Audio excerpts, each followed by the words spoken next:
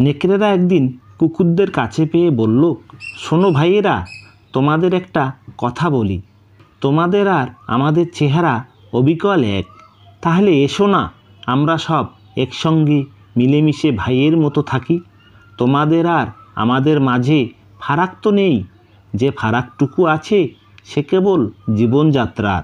আমরা স্বাধীন জীবনযাপন করি, আর তোমরা কৃতদাসের মতো মানুষের সঙ্গে সঙ্গে ঘোরো, তাদের পায়ে পড়ে থাকো। তারা তোমাদের গলায় বেরি পরিয়ে তোমাদের দিয়ে তাদের ভেড়ার পাল পাহারা দেওয়ায়।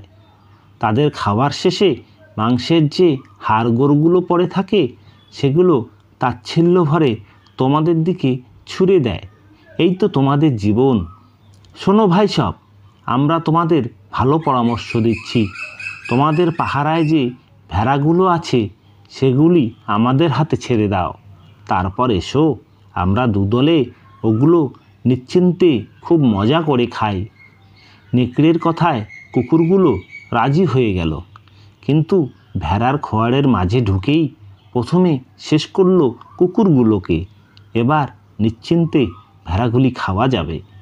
দেশের প্রতিই হোক আর মনিবের প্রতিই হোক, বিশ্বাসঘাতকতার পরিণাম ভয়াবহ।